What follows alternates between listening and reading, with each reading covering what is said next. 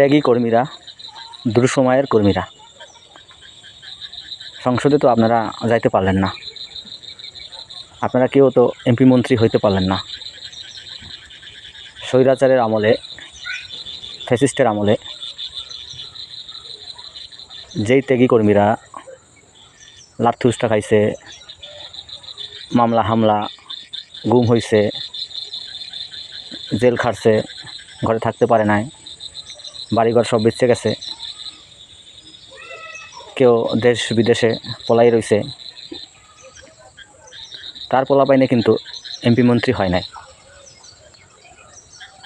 তার পোলাপাইনে কিন্তু সভাপতি, সেক্রেটারি, সাধারণ সম্পাদক হয় নাই। হয়েছে কারা?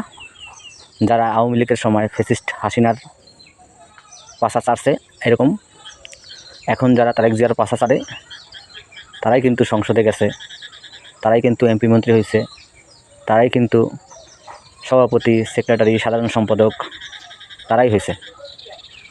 আমি আপনি কিন্তু, আপনার সন্তানরা কেউই কিন্তু কিছু হইতে পারে না। আমরা শুধু কি মার খাইয়াই গেলাম,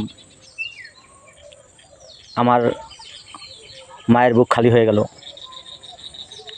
কেউ প্রতিবন্ধী হয়ে গেল, কেউ পঙ্গু হয়ে গেল,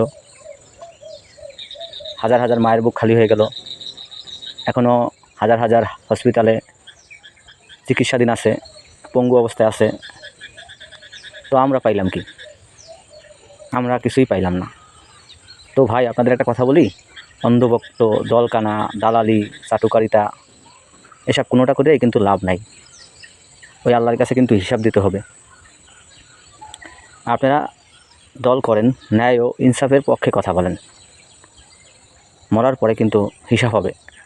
আপনার যেমন কর্ম তেমন ফল কিন্তু আপনার পাইতে হবে। এই জন্য মরার আগে কিছু হইলেও ভালো কাজ করবেন।